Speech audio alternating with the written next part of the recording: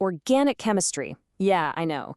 For a lot of people, that phrase just brings back nightmares of tricky diagrams and impossible exams. But what if I told you it's not really about memorizing formulas at all? What if it's actually about understanding the ultimate set of Legos? You know, the building blocks that make up literally everything that's alive, and a huge chunk of the world we built too. Okay, let's get into it. So here's our game plan. We're going to start with a myth that got completely shattered, which leads us right to why carbon is the ultimate builder.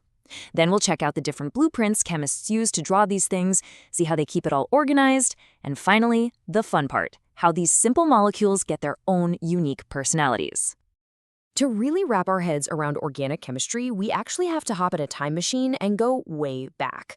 Back to a time when scientists believed in this powerful, invisible force that ruled the world of biology. Yeah, they called it the vital force theory. And the idea was pretty simple, really. It said that organic compounds, the stuff of life, could only be made by living things. The belief was that they had this special, almost mystical spark inside them, this vital force that you just could not replicate in a lab. No way. And then this happened. A chemist, Friedrich Wöhler, was in his lab just messing around, heating up a totally inorganic, non-living salt, and he accidentally created urea, which is, a key component of urine, and it's definitely organic. And just like that, with one simple experiment, poof, the whole idea of a mystical vital force was gone. Chemistry was chemistry, whether in a beaker or in a body. The door to modern organic chemistry had just been kicked wide open. Wöhler's discovery was a complete game changer. Suddenly, chemists realized they could build the molecules of life themselves, and they quickly discovered that at the very heart of every single one of them was one element: carbon. So just how important is carbon? Well, get this. Today, we know of over 10 million different organic compounds. That's not just a lot. That is way, way more than all the compounds made from all the other elements on the periodic table combined. Which, of course, leads to the big question, right? Why? What is carbon's secret?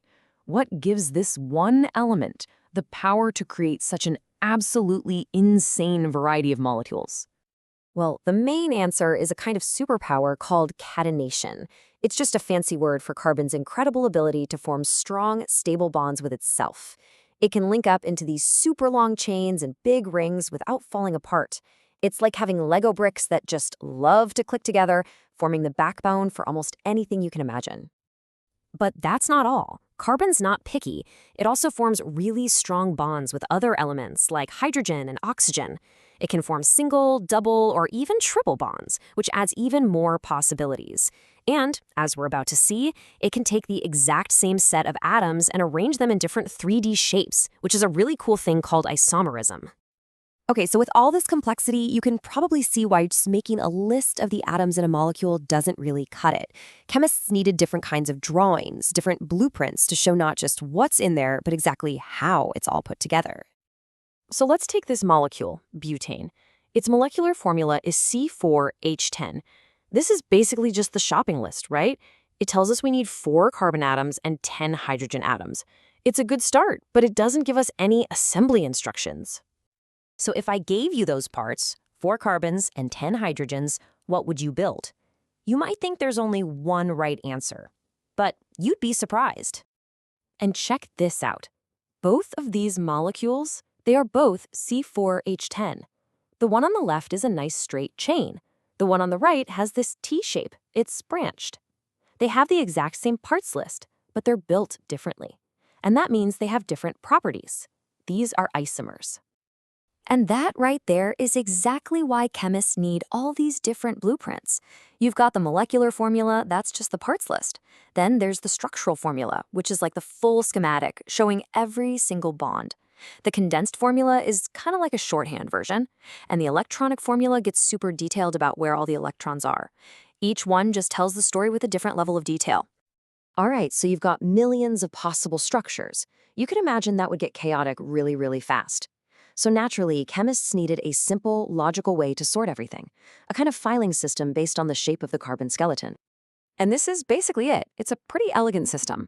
Right at the top, everything gets sorted into one of 2 big buckets. Is it an open chain or is it a closed ring? From there, things get a little more specific, but let's just break down that first big step.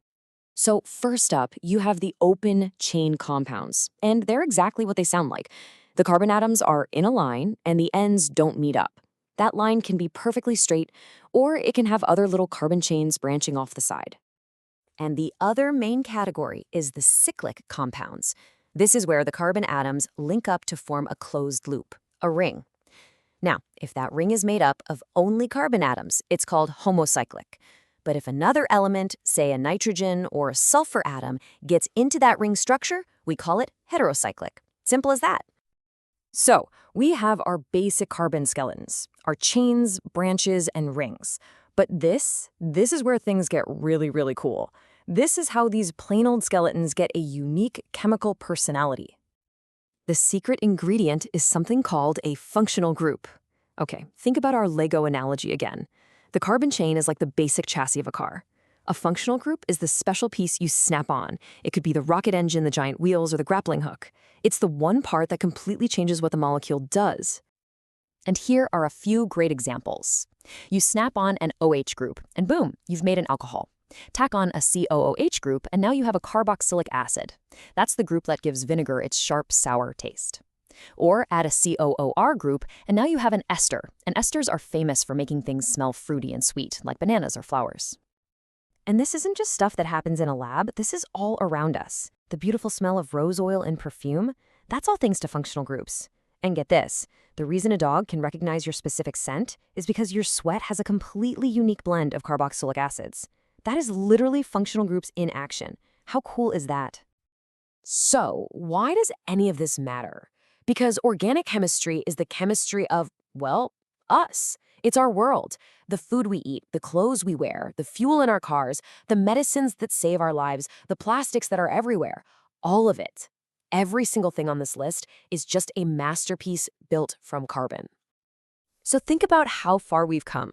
We went from believing these molecules were made by some untouchable magic to understanding them so well that we can design and build them ourselves. We've learned to speak the language of carbon, the language of life's Legos. So the only question left, really, is, what are we going to build next?